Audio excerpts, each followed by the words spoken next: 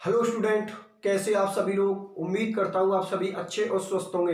तो देखो, आज के इस लेक्चर में हम डिस्कशन करेंगे चक्रण चक्र विपाटन या सिग्नल का विपाटन या चक्रण चक्र युग्मन। इंग्लिश में इसको बोलते हैं स्पिन स्पिन स्प्लाइटिंग और स्प्लाइटिंग ऑफ सिग्नल और स्पिन स्पिन कपलिंग। ठीक है ना। मैं एक बात बता देता हूं आप लोगों के लिए। देखो, एग्जाम में ये क्वेश्चन आप लोगों का किसी भी नाम से बन सकता है।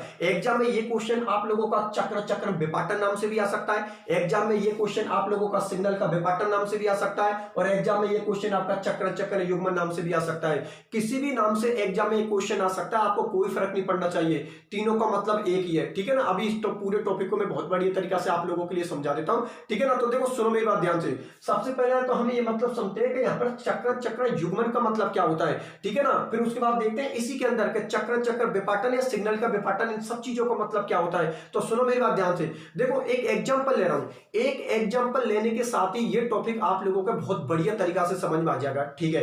तो एग्जांपल लेने से पहले मैं एक बात बता देता हूं। देखो, आप लोग अच्छी तरीका से जानते हो कि ये केमिस्ट्री किसके रेस्पेक्ट में चल रही है, हाइड्रोजन के रेस्पेक्ट में चल रही है, प्रोटॉन के रेस्पेक्ट में चल रही है। ठीक है ना। तो अब आप लोगों के लिए एक एग्जांपल ले लेता हूं। एक एग्जांपल ये जैसे ही क्लियर होगा, ये पूरा टॉपिक आप लोगों को बहुत बढ़िया तरीका से समझ में आ जाएगा। तो देखो, मैंने यहां पर एक एग्जांपल ले लिया एथिल ब्रोमाइड का। ठीक है ना। ये एग्जांपल मैंने किसका ले लिया, एथिल ब्रोमाइड का। ठीक है ना। अब एथिल ब्रोमाइड के अंदर हम देखते हैं, ये पहले नाम लिख देता हूं इसका नाम कौन है, एथिल ब्रोमाइड। ठीक है ना। इसका नाम क्या है, एथिल ब्रोमाइड। अब इस एथिल ब्रोमाइड के अंदर हम लोग ये देखते हैं कि ये एथिल ब्रोमाइड कितने एनएमआर सिग्नल दे रहा है। तो ये चीज मैंने आप लोगों के लिए पहले से सिखा रखी है कि एनएमआर सिग्नल किसी के अंदर जितने प्रकार के हाइड्रोजन एटम होते हैं वो उतने ही एनएमआर सिग्नल देता है। इसका मतलब ये निकला कि ये जो एथिल ब्रोमाइड है इसके अंदर कितने टाइप के प्रोटॉन है, दो प्रकार के प्रोटॉन है। आपको पता CH3 अपना सिग्नल देगा और CH2 अपना सिग्नल देगा। तो कहने का मतलब ये हुआ कि एथिल ब्रोमाइड कितने एनएमआर सिग्नल देगा, दो एनएमआर सिग्नल देगा। एक एनएमआर सिग्नल तो CH3 अपना देगा और एक एनएमआर सिग्नल CH2 अपना देगा। मतलब ये एथिल ब्रोमाइड आप लोगों को कितने एनएमआर सिग्नल देगा, दो एनएमआर सिग्नल देगा। ठीक है, बहुत अच्छी बात है। अब देखो, सुनो मेरी बात ध्यान से कि आपको पता है इसके पास भी हाइड्रोजन मतलब इसके पास भी प्रोटॉन है, तो ये भी अपनी तरफ से मैग्नेटिक फील्ड जनरेट करेगा।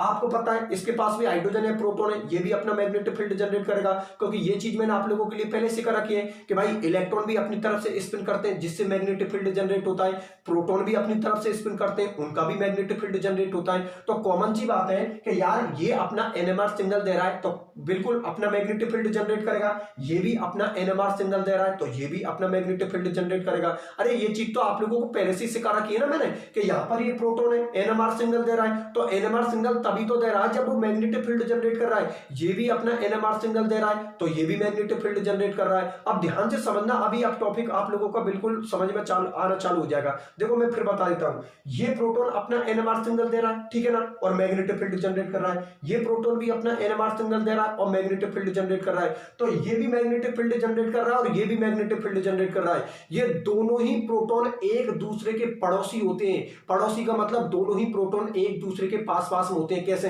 क्या CH3 का पड़ोसी कौन हो गया, CH2, और CH2 का पड़ोसी कौन हो गया, CH3। क्यों? क्योंकि दोनों ही एक दूसरे के पास पास में होते हैं। तो देखो, ये अपनी तरफ से मैग्नेटिक फील्ड जनरेट करता है और ये भी अपनी तरफ से मैग्नेटिक फील्ड जनरेट करता है। तो इन दोनों के मैग्नेटिक फील्ड में क्या चालू हो जाती है, इंटरेक्शन चालू हो जाती है। अर्थात इन दोनों के मैग्नेटिक फील्ड में क्या चालू हो जाता है, अंतर क्रिया चालू हो जाती है। इंग्लिश में ऐसा बोल सकता हूं, इंटरेक्शन चालू हो जाता है। ठीक है ना। इसका मैग्नेटिक फील्ड और इसका मैग्नेटिक फील्ड आपस में अंतर क्रिया या इंटरेक्शन करना चालू कर देते हैं और इन दोनों के मैग्नेटिक फील्ड में इंटरेक्शन होने की वजह से इस टॉपिक को हम क्या बोलते हैं, स्पिन स्पिन कपलिंग।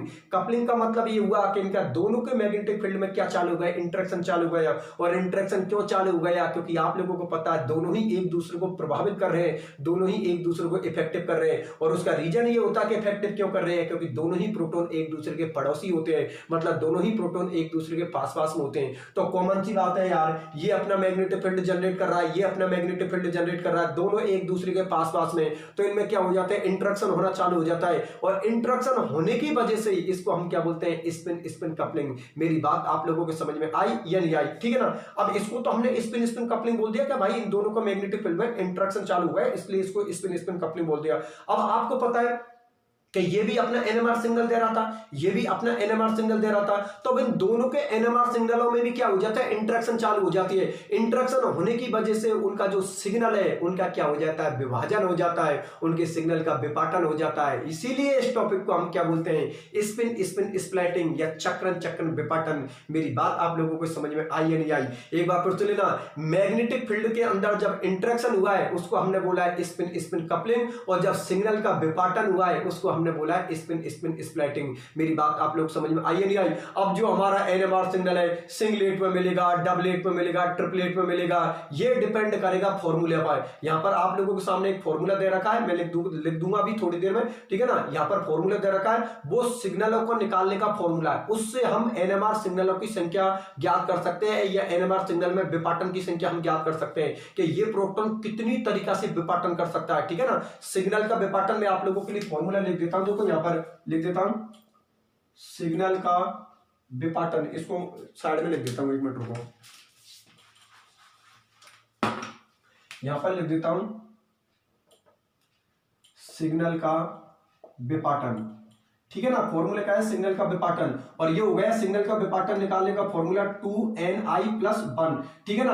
आप लोगों को पता है यहां आई किसको शो कर रहा है, यहां आई शो कर रहा है, आप लोगों को पता है नाभिकी चक्रण क्वांटम संख्या, नाभिकी चक्रण क्वांटम संख्या, नाभिकी चक्रण क्वांटम संख्या। और आप लोग अच्छी तरीका से जानते हो कि केमिस्ट्री किसके रेस्पेक्ट में चल रही है, प्रोटॉन के रेस्पेक्ट में चल रही है, अर्थात हाइड्रोजन के रेस्पेक्ट में चल रही है। और हाइड्रोजन के लिए मतलब H1 के लिए आई की वैल्यू क्या होती है, हाफ होती है, जिसको डिस्कशन मैंने पहले भी कर रखा है, और ये चीज मैंने आपको लिखा भी रखी है कि H1 के लिए अर्थात हाइड्रोजन के लिए आई की वैल्यू क्या होती है, हाफ होती है। तो फॉर्मूले के अंदर वैल्यू रख दो आप लोग, ठीक है ना। यहां पर फॉर्मूले के अंदर वैल्यू रखोगे तो 2, ठीक है ना, एन यहां पर आप लोगों ने लिख ही दिया, ठीक है ना, और आई की वैल्यू आप लोगों ने लिख दी, आई की वैल्यू क्या है, हाफ, और यहां पर लिख दिया +1। आपको पता है 2 से 2 गया, ठीक है ना, तो हमारा जो फॉर्मूला बनेगा वो क्या बनेगा, n+1, ठीक है ना। तो सिग्नल का विपाटन निकालने का जो हमारा फॉर्मूला है वो फॉर्मूला क्या आया है, n+1, और यहां पर n किसको शो कर रहा है, प्रोटॉनों की संख्या को, यहां पर n किसको शो कर रहा है, प्रोटॉनों की संख्या को, ठीक है ना, n किसको शो कर रहा है, प्रोटॉनों की संख्या को। अब देखो आप लोग इसको अच्छी तरीका से देखिए, आप लोग इधर देखो, सुनो मेरी बात ध्यान से। यहां पर सिग्नल का विपाटन निकालने का फॉर्मूला क्या है, 2ni+1, ठीक है ना।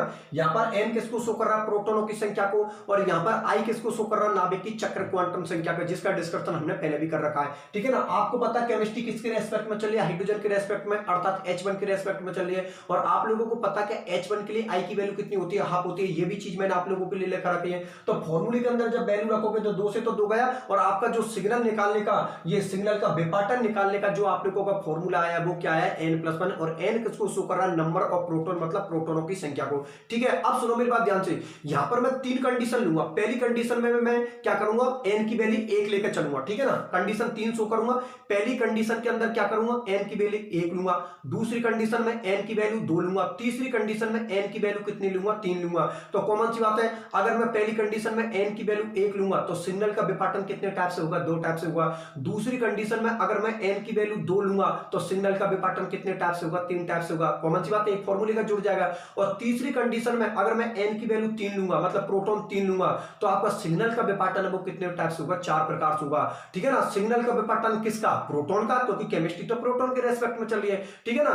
तो मैं अभी आप लोगों के सामने एक एक कंडीशन लूंगा, एक बार फिर बता देता हूं, 3 कंडीशन लूंगा। कंडीशन नंबर फर्स्ट में n की वैल्यू 1 रखूंगा, कंडीशन नंबर सेकंड में n की वैल्यू 2 रखूंगा, कंडीशन नंबर थर्ड में n की वैल्यू 3 रखूंगा। उसके बाद देखते हैं सिग्नलों का विपाटन किस तरीके से प्रोटॉन करता है, ठीक है ना। तो उनको लेने से पहले एक बार इस टॉपिक को और समझा देता हूं, ठीक है ना, एक बार और समझा देता हूं, जिससे कि ये टॉपिक और भी अच्छी तरीके से आप लोगों का क्लियर हो जाए, ठीक है ना। तो मैं देखो दोबारा से इस टॉपिक को पूरी को बता देता हूं, ध्यान से समझना, फिर उसके बाद कंडीशन को लेंगे। तो देखो हमारा टॉपिक था चक्रण चक्रण विपाटन, या सिग्नल का विपाटन, या चक्रण चक्रण युग्मन, ये टॉपिक था हम लोगों का, ठीक है ना।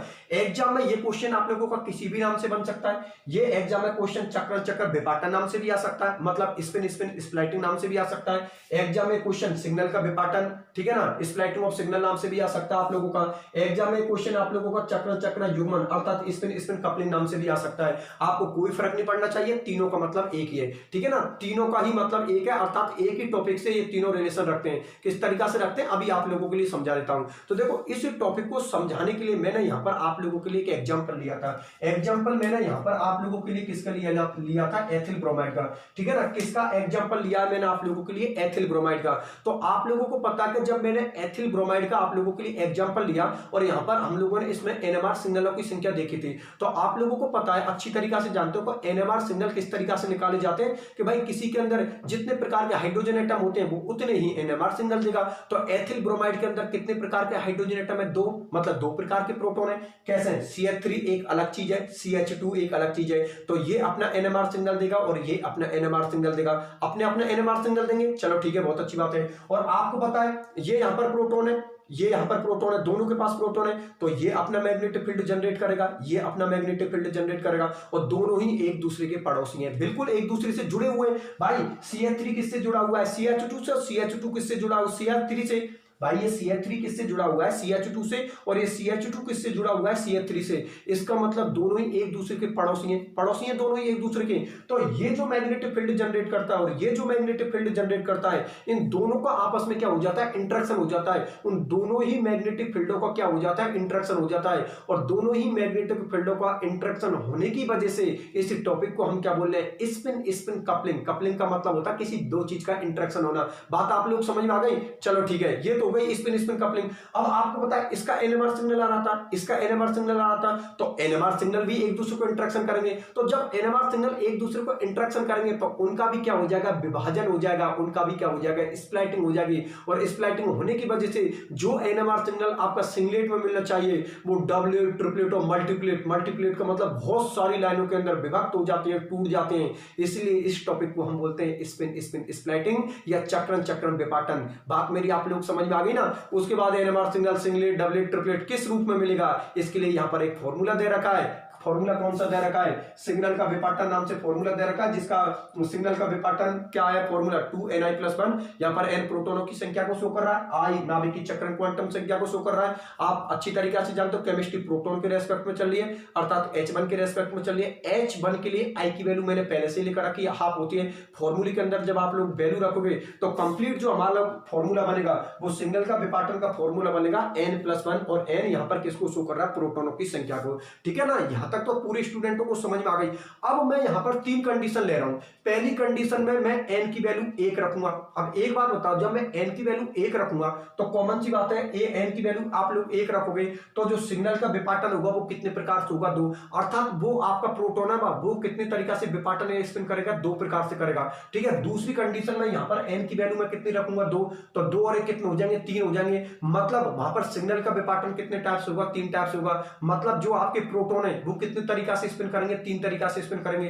फिर ठीक है, फिर तीसरी कंडीशन के अंदर क्या, ऐसे तो कंडीशन कितनी भी लेते चलो आप, 4 5 6 7 8 9, लेकिन हमें इतनी कंडीशन थोड़ा लेनी, हमें तो 2-3 कंडीशन लेकर छोड़ देंगे। अगर आप 2 कंडीशन लेना चाहते हो तो 2 कंडीशन ले लो, अगर आप 3 कंडीशन लेना चाहते हो 3 ले लो, अगर कोई नहीं मैं तो 4 कंडीशन लूंगा तो वो 4 कंडीशन ले ले। ठीक है ना, जितनी कंडीशन लेगा आपके पेज ही भरेंगे। ठीक है ना, अगर मैं यहाँ पर 3 कंडीशन लूंगा, मतलब कंडीशन नंबर 3 लूंगा, n की वैल्यू मैं 3 रखूंगा। n की वैल्यू जब मैं 3 रखूंगा तो आपको पता है सिग्नल का विपाटन का जो आंसर आएगा वो कितना आएगा, 4। अर्थात वो आपके 3 प्रोटॉन कितने टाइप से स्पिन करेंगे, 4 प्रकार से स्पिन करेंगे। अब वो किस तरीके से स्पिन करेंगे वो चीज मैं आपको एक एक कंडीशन लेकर समझा देता हूं। ठीक है, अभी बिल्कुल कंडीशन बिल्कुल सब कुछ आप लोगों को बहुत बढ़िया तरीके से समझ में आ जाएगा। मैं कंडीशन नंबर फर्स्ट लेता हूं, अर्थात n की वैल्यू कितनी रखता हूं, 1। तो चलो देख लो उसको अच्छी तरीके से देख लो।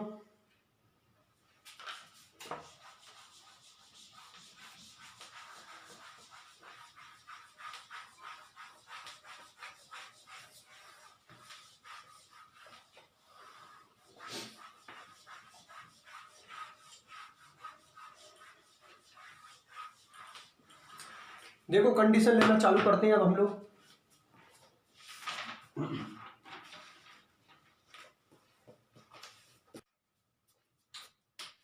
देखो अब कंडीशन लेना चालू करते हैं, हम लेते हैं कंडीशन नंबर फर्स्ट। ठीक है ना, कंडीशन नंबर फर्स्ट। ठीक है ना, कंडीशन नंबर फर्स्ट में हम क्या ले रहे हैं, यदि n बराबर 1 हो तो, यदि n बराबर 1 हो तो, ठीक है ना, यदि n बराबर 1 हो तो देखो लिख देता हूं मैं, सिग्नल का विपाटन सिग्नल का विपाटन फॉर्मूला है आप लोगों का n+1, ठीक है ना। सिग्नल का विपाटन फॉर्मूला आपका n+1 है, और n यहाँ पर कौन है, यहाँ n बराबर है प्रोटोनों की संख्या, प्रोटोनों की संख्या। आप लोगों ने यहाँ पर प्रोटोनों की संख्या को कितना लिया है, 1 लिया है, ठीक है ना। 1 लिया, फॉर्मूले के अंदर वैल्यू रख दो, तो देखो सिग्नल का विपाटन, सिग्नल का विपाटन, ठीक है ना। n की वैल्यू आप लोगों ने कितनी लिया है, 1 और 1 कितने होते हैं, 2 होते हैं, ठीक है। 2 को हम बोलते हैं डबलेट, 2 को हम क्या बोलते हैं, डबलेट बोलते हैं, ठीक है ना। 2 को हम क्या बोलते हैं, डबलेट बोलते हैं। और डबलेट के लिए जो अनुपात होता है, जो रेशो होता है, उसको भी लिख देता हूं मैं। डबलेट के लिए जो अनुपात होता है, जो रेशो होता है, वो होता है आपका 1:1, ठीक है। अब देखो आपके लिए इधर समझाता हूं इसको। देखो इधर देखिए आप लोग, देखो हम ले रहे हैं condition number first. Condition number first के अंदर हम n की वैल्यू कितनी ले रहे हैं, 1, अर्थात हम लोग प्रोटॉन कितना ले रहे हैं, 1 प्रोटॉन ले रहे हैं। सिग्नल का विपाटन का जो फॉर्मूला वो आप लोगों का n+1 है। n किसको शो कर रहा है, प्रोटॉनों की संख्या को। यहाँ पर आप लोग 1 ले चुके हैं, 1 और 1 कितने होती है, 2, ठीक है ना। 2 को हम क्या बोलते हैं, डबलेट। जैसे 1 को हम सिंगलेट बोलते हैं, 2 को डबलेट बोलते हैं, 3 को ट्रिपलेट बोलते हैं, 4 को क्वार्टेट बोलते हैं, फिर 5 को क्विंटेट बोलते हैं, 6 को हम सेक्सटेट बोलते हैं, ठीक है ना। वो सारी चीजें अभी आप लोगों को सामने आ जाएगी। अभी एक टेबल बनाऊंगा, उस टेबल के अंदर बहुत बढ़िया तरीका से आप लोगों के लिए इन चीजों को समझा दूंगा। अभी तो सिर्फ आप लोग इतना ही मतलब रखो कि 1 को सिंगलेट बोलते हैं, 2 को डबलेट बोलते हैं, 3 को ट्रिपलेट बोलते हैं, ठीक है ना। 4, 5, 6, 7 एक टेबल बनाऊंगा, उस टेबल के अंदर पूरी चीज आ जाएंगी, और उस टेबल को बिल्कुल एक ट्रिक से बता दूंगा, जिससे कोई भी स्टूडेंट नहीं भूलेगा, ठीक है ना। अब जो डबलेट आया ना, डबलेट के लिए जो अनुपात होता है, वो रेशो होता है, वो क्या होता है, 1:1। इसका मतलब अभी बता रहा हूं, एक बात और बता देता हूं मैं आप लोगों के लिए, कि जो इनके अनुपात आएंगे, रेशो आएंगे, जैसे 1 का रेशो तो 1 ही होगा, जो मतलब सिंगलेट का रेशो तो 1 ही होगा, लेकिन जो डबलेट का रेशो होगा वो होगा 1:1, ट्रिपलेट का रेशो होगा 1:2:1, ठीक है ना। तो फिर आप बोलोगे सर इतने सारे रेशो, जैसे ये 2-3 तक तो हमें ध्यान में रह जाएंगे, लेकिन जैसे 5, 6, 7, 8, 9, 10 अगर हाई लेवल की केमिस्ट्री पढ़े तो वहां पर टेंशन मत लो। अभी टेबल बनाऊंगा, उस टेबल में इन रेशो को याद करने की ऐसी ट्रिक बना दूंगा, ठीक है ना, जिससे कि आप कितने भी एन की वैल्यू अगर आप लोग 50 ले लोगे ना, 50, तब भी आप लोग उसके रेशो को निकाल दोगे, ठीक है। ये चीज यहाँ पर बहुत इंपॉर्टेंट है, मैं आप लोगों के लिए बता देता हूं। यहाँ पर जो रेशो की है, जैसे क्वेश्चन स्टूडेंट का ये होता है कि ठीक है सर 1, 2, 3, 4 तक तो कोई प्रॉब्लम नहीं होती, ये रेशो तो हम ध्यान में रख लेते हैं, ठीक है ना। लेकिन अगर जैसे माना किसी के लिए एन की वैल्यू 10 हो गई, 20 हो गई, तो सर उसके रेशो को हम कैसे निकालेंगे। टेंशन मत लो, 20 से मतलब नहीं है, अगर रेशो 50 भी हुआ ना, तब भी आपको कोई फर्क नहीं पड़ेगा, ठीक है ना। रेशो निकालने का मैं अभी आप लोगों के लिए एक तरीका बता दूंगा, उससे आप लोग किसी का भी रेशो निकाल सकते हो, ठीक है। वैसे तो हमें इतने जाने की जरूरत नहीं है, हमें तो 5-6 तक अपना काम हो जाएगा, ठीक है ना। लेकिन कॉन्सेप्ट को तो क्लियर करके रखें भाई, कॉन्सेप्ट को तो हम बिल्कुल क्लियर करके रखें। इसलिए यहाँ पर एक टेबल बनाऊंगा, जैसे ये कंडीशन सारा काम खत्म कर दूंगा, उसके बाद टेबल बनाऊंगा, और टेबल में प्रत्येक का आपको रेशो निकालने का एक तरीका बता दूंगा, उस तरीके से प्रत्येक स्टूडेंट रेशो निकाल देगा, किसी भी, चाहे वो सिंगलेट का हो, डबलेट का हो, ट्रिपलेट का हो, किसी का भी वो रेशो निकाल देगा, ठीक है ना। तो अभी तो आप इतना ही ध्यान में रखो कि 2 आ गया, उसको हम क्या बोलेंगे, डबलेट। सिग्नल का विपाटन का आंसर अगर 2 आ रहा है, उसको हम क्या बोलेंगे, डबलेट। और डबलेट के लिए जो अनुपात होगा, रेशो होगा, वो कौन होगा, 1:1, ठीक है। अब सुनो मेरी बात, इस 1:1 का मतलब क्या हुआ, और इस पहले तो इस 2 का मतलब बता देता हूं, फिर 1:1 का मतलब बताता हूं। देखो सुनो, 2 का मतलब यह है कि प्रोटॉन हमारा कितना है, 1। अरे भाई 1 प्रोटॉन ही तो लिया है, एन की वैल्यू हमने 1 ही तो लिया है, प्रोटॉन हमारा 1 है। तो वो जो हमारा 1 प्रोटॉन है ना, उसका जो विभाजन हो रहा है, उसका जो विपाटन हो रहा है, वो कितने प्रकार से हो रहा है, 2 प्रकार से हो रहा है, ठीक है ना। मतलब कितने प्रकार से हो रहा है, 2 प्रकार से। और कौन से रेशो के अंदर हो रहा है, 1:1 के अंदर। इसका मतलब ये हुआ कि जो आपका 1 प्रोटॉन है ना, वो कितने टाइप से स्पिन कर सकता है, 2 प्रकार से स्पिन कर सकता है। बिल्कुल सही बात है, तीसरी कोई कंडीशन ही नहीं है भाई। आपके पास 1 प्रोटॉन है, 1 प्रोटॉन है, तो वो 2 तरीका से तो स्पिन कर सकता है। या तो आप लोग उस प्रोटॉन को इस तरीका से लिख सकते हो, या फिर आप लोग उस प्रोटॉन को इस तरीका से लिख सकते हो, ठीक है ना। ये कौन हो गया आपका क्लॉकवाइज, और ये कौन सा हो गया एंटी क्लॉकवाइज। मुझे एक बात बताओ, 1 प्रोटॉन के लिए ये 2 स्पिन मैंने आप लोगों को सामने शो कर दिए, क्या कोई तीसरी पॉसिबिलिटी बनी है, नहीं, तीसरी कोई पॉसिबिलिटी नहीं है भाई। 2 तरीका से लिख सकते हो, या तो आप लोग उसको क्लॉकवाइज लिख सकते हो, या तो आप उसको क्लॉकवाइज लिख सकते हो, या उसको आप एंटी क्लॉकवाइज लिख सकते हो। इसके अलावा तीसरी कोई भी कंडीशन नहीं है। इसका मतलब ये निकला कि जो आप लोगों का 1 प्रोटॉन है, वो कितने टाइप से स्पिन कर सकता है, 2 प्रकार से स्पिन कर सकता है, ठीक है ना। तीसरी कोई कंडीशन ही नहीं बनी है, या तो वो क्लॉकवाइज कर सकता है, या फिर वो एंटी क्लॉकवाइज कर सकता है। तीसरी कोई कंडीशन नहीं है। मेरी बात आप लोग समझ में आ गई। तो इसका मतलब ये है कि जब आप लोग एन की वैल्यू 1 लोगे, तो आपका जो प्रोटॉन है वो कितने टाइप से स्प्लिटिंग करेगा, कितने प्रकार से स्पिन करेगा, 2 प्रकार से स्पिन करेगा, जो भी कौन से रेशो में करेगा, 1:1 में। अर्थात एक तो इसका हो गया क्योंकि इसके अंदर वो एक ही के अंदर कर रहा है, और एक इसका हो गया, भाई क्लॉकवाइज एक ही तो हो गया और एंटी क्लॉकवाइज भी एक हो गया, तो एक इसका हो गया, एक इसको हो गया, तो 1:1 ही तो हो गया। इसको मैं डायग्राम बना के समझा देता हूं, यहाँ पर डायग्राम बना के समझा देता हूं जिससे और भी अच्छा समझ में आ जाए। इधर देखिए भाई आप लोग, ठीक है, देखो ये कंडीशन है, ठीक है, ये कंडीशन है आप लोगों की, ठीक है ना। यहां पर लिख देता हूं अयुग्मित प्रोटॉन के लिए संकेत, अयुग्मित प्रोटॉन के लिए सिग्नल, संकेत का मतलब सिग्नल, संकेत, ठीक। आप देखो, सुनो मेरी बात सुनो, आप लोग अच्छी तरीका से जानते हो कि जो एक प्रोटॉन है वो कितने टाइप से मतलब स्पिन कर सकता है, 2 प्रकार से, या तो वो एंटी क्लॉकवाइज कर सकता है या फिर वो क्या कर सकता है, क्लॉकवाइज। और आप लोगों को पता है बाह्य चुंबकीय क्षेत्र, दो एक्सटर्नल मैग्नेटिक फोर्स होता है, वो नीचे से ऊपर की ओर लगाया जाता है, ठीक है ना। तो ये हो गया आपका एक्सटर्नल मैग्नेटिक फोर्स, जिसको आप लोग किससे शो कर रहे हो, B0 से शो कर रहे हो। यहाँ पर रेशो क्या हो रहा है, 1:1, अर्थात एक तो इसको हो गया, एक टाइप से कर रहा है क्लॉकवाइज, और एक इसका हो गया, ठीक है ना। यहाँ पर किससे कर रहा है, एंटी क्लॉकवाइज। मेरी बात आप लोग समझ में आ गई ना। चित्र यहाँ पर लिख देना, चित्र एक प्रोटॉन के लिए, एक प्रोटॉन के लिए चक्रण चक्रण विपाटन, एक प्रोटॉन के लिए चक्रण चक्रण विपाटन, ठीक है ना। बात आप लोग समझ में आ गई ना कि एक प्रोटॉन कितने टाइप से स्पिन कर सकता है, 2 प्रकार से स्पिन कर सकता है, एक तो वो क्लॉकवाइज कर सकता है, एक वो एंटी क्लॉकवाइज कर सकता है,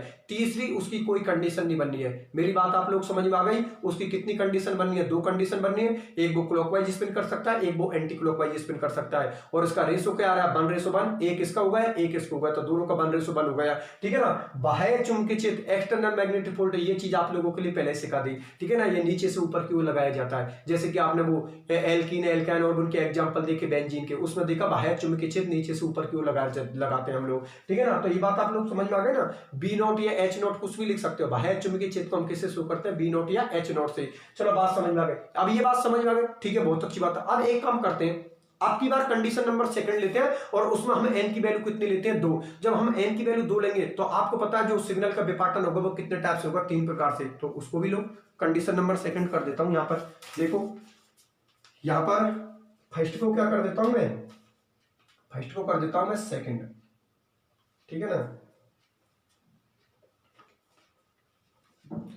फर्स्ट को क्या कर दिया, 2, और n एक की जगह पे क्या लिख देता हूं, 2 लिख देता हूं, ठीक। n की जगह पे, एक की जगह पे क्या लिख देता हूं, 2, और यहां पर भी क्या लिख देता हूं, 2 लिख देता हूं। ये लो फॉर्मूले के अंदर वैल्यू रख दी, और यहां पर मैंने क्या लिख दिया, 3 लिख दिया।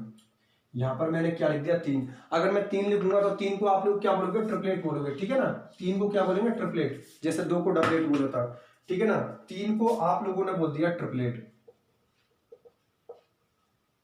3 को बोल दिया आप लोगों ने ट्रिपलेट, ठीक है। 3 को ट्रिपलेट बोल दिया। अब जो ट्रिपलेट की जो अनुपात होगा, जो रेशो होगा, उसको भी लिख देता हूं 1:2:1, ठीक है ना। ट्रिपलेट की जो रेशो होगा वो क्या होगा, ट्रिपलेट, इसके लिए रेशो होगा 1:2:1, ये 1:2:1, ठीक। अब देखिए आप लोग इसको, देखो इधर देखिए आप लोग, कंडीशन नंबर हम लोगों ने कौन सी ले ली, कंडीशन नंबर हम लोगों ने कौन सी ले ली, 2 ले ली, और n की वैल्यू हम कितनी मान लिए, 2, अर्थात हम लोगों ने कितने प्रोटॉन ले लिए, 2 प्रोटॉन ले लिए। वही सिग्नल का विपाटन फॉर्मूला n+1, n प्रोटॉनों की संख्या को शो कर रहा है। सिग्नल का विपाटन, यहाँ n की जगह पे क्या लिख दिया, 2 लिख दिया, तो आप लोगों का कितना आया, 3 आया। मतलब सिग्नल का विपाटन कितने टाइप से हो सकता है, 3 प्रकार से हो सकता है। 3 को हम क्या बोलते हैं, ट्रिपलेट बोलते हैं, ठीक है ना। अब ट्रिपलेट के लिए जो अनुपात होता है, रेशो होता है, वो क्या होता है, 1:2:1, अर्थात आप लोगों के ये जो 2 प्रोटॉन होते हैं ना, वो कितने टाइप से स्पिन कर सकते हैं, 3 टाइप से स्पिन कर सकते हैं। पहले के अंदर एक पॉसिबिलिटी होगी, यहां पर उसकी 2 पॉसिबिलिटी होंगी, और यहां पर उसकी कितनी पॉसिबिलिटी होगी, एक। कैसे, इधर देखो आप लोग, ठीक है ना। तो पहले तो एक काम करता हूं, मैं यहां पर तो लिख देता हूं, क्योंकि अयुग्मित प्रोटॉन का मतलब कौन होता है, एक प्रोटॉन के रेस्पेक्ट में देख रहे थे, लेकिन अब आपको पता प्रोटॉन हम लोगों ने कितने ले लिए, 2 प्रोटॉन लिख दिए। तो यहां पर लिख देते हैं 2 प्रोटॉनों के लिए सिग्नल, 2 प्रोटॉनों के लिए, 2 प्रोटॉनों के लिए सिग्नल, ठीक है ना। वहां पर अयुग्मित का मतलब क्या होता है, एक प्रोटॉन के रेस्पेक्ट में देख रहे थे, अब 2 प्रोटॉन, क्योंकि n की वैल्यू 2 ही तो लिए भाई आप लोगों ने, तो यहां पर भी लिख दो 2 प्रोटॉनों के लिए 2, यहां पर इसको हिंदी में लिख देता हूं, 2 प्रोटॉनों के लिए सिग्नल, और यहां पर भी लिख दी मैंने 2 प्रोटॉनों के लिए स्पिन स्प्लिटिंग, मतलब चक्र चक्र विपाटन। अब सुनो मेरी बात ध्यान से, इसको भी मैं मिटा देता हूं, ठीक है ना। इसको भी ये पूरा ही मैंने मिटा दिया। अब ध्यान से समझना, अभी आप लोगों को पूरा समझ में आ जाएगा। देखो सुनो मेरी बात ध्यान से। यार एक बात बताओ मुझे, प्रोटॉन आप लोगों के कितने हैं? 2। प्रोटॉन आप लोगों के कितने हैं? 2, जिसका रेशो आया 1:2:1। अर्थात ये 2 प्रोटॉन कितने टाइप से स्पिन कर सकते हैं? 3 प्रकार से स्पिन कर सकते हैं। तो 3 लाइन खींच दूं, 2 लाइन तो पहले से ही है, 1 लाइन मैंने बीच में से और निकाल दी। ठीक, अब सुनो, प्रोटॉन कितने हैं? 2। तो देखो उसकी जितनी भी कंडीशन बनेगी वो पूरी कंडीशन में आप लोगों के लिए शो कर देता हूं। रेशो क्या है? 1:2:1। इसका मतलब पहली पॉसिबिलिटी क्या हो सकती है कि दोनों प्रोटॉनों की डायरेक्शन ऊपर जा सकती है। बिल्कुल सही बात है, दोनों प्रोटॉन ऊपर जा सकते हैं, एक पॉसिबिलिटी हो गई। तो ये तो 1 में आ गया, ठीक है ना। 1:2 को बाद में लिखूंगा, पहले 1 को लिख देता हूं, ऊपर वाले 1 को। सुनो, दोनों प्रोटोनों को आप इस तरीका से लिख सकते हो, मतलब दोनों प्रोटोनों की डायरेक्शन को ऊपर कर सकते हो, क्लॉकवाइज कर सकते हो। तो ये भी तो हो सकता है, दोनों प्रोटोन आपके एंटी क्लॉकवाइज भी तो हो सकते हैं। तो दोनों प्रोटोनों की डायरेक्शन को आप लोगों ने नीचे की ओर कर दिया, ठीक है ना। हो गया ना, 1:2:1, ठीक है ना।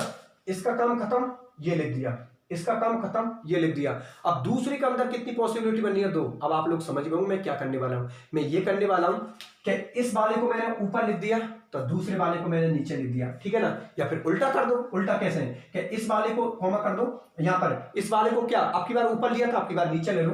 इस वाले को मैंने नीचे कर दिया और इस वाले को मैंने ऊपर कर दिया। तो देखो इसकी एक पॉसिबिलिटी, इसकी 2 पॉसिबिलिटी और इसकी 1 पॉसिबिलिटी। ये रेशो हो जाता है आपका 1:2:1। और मुझे एक बात बताओ यार आप लोग, क्या यार 3 पॉसिबिलिटी कितने? 4 हो गई ना, 1 2 3, ये 4 पॉसिबिलिटी से क्या आप लोगों की कोई 5वीं पॉसिबिलिटी बनने का? नहीं, आपकी 5वीं कोई पॉसिबिलिटी नहीं है। मतलब ये 3 प्रोटॉन आप लोगों को कितने टाइप से स्पिन कर सकते हैं? 3 प्रकार से स्पिन कर सकते हैं, ठीक है ना। इन दोनों का मतलब एक ही है, इन दोनों का मतलब एक ही है कि या तो ऊपर ले सकते हो या नीचे ले सकते हो, या फिर नीचे लिख सकते हो ऊपर लिख सकते हो। बात आप लोग समझ में आ गए ना, इसलिए दोनों को हमने एक के रेस्पेक्ट में रखा है, ठीक है ना। तो ये जो आप लोगों के प्रोटॉन है इतने टाइप से स्पिन कर सकते हैं, पूरा रिजल्ट आप लोगों के सामने है। एक बात बताओ, दोनों को ऊपर कर सकते हो तो दोनों को नीचे कर सकते हो, ठीक है।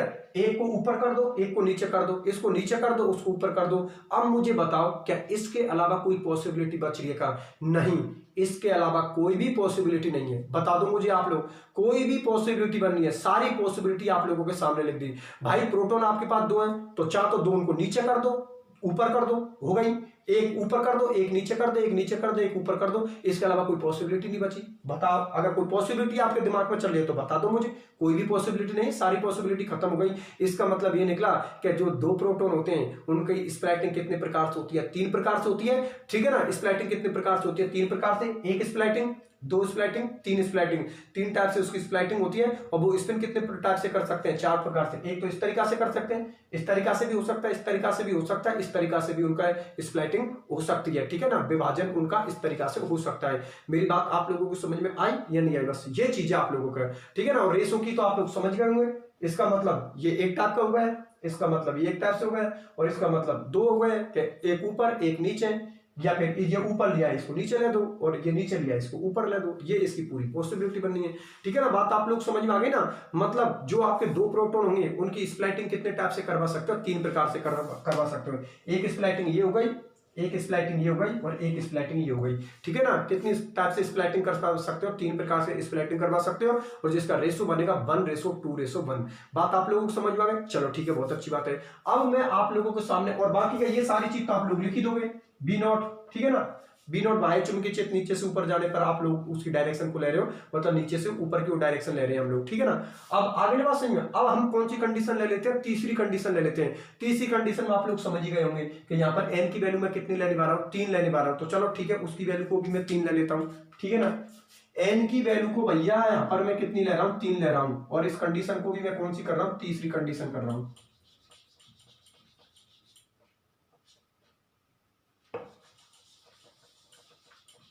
ठीक है ना। यहां पर भी 2 की जगह पर मुझे क्या लिखना है? 3 लिखना है, और ये तो मुझे पूरा ही मिटाना है।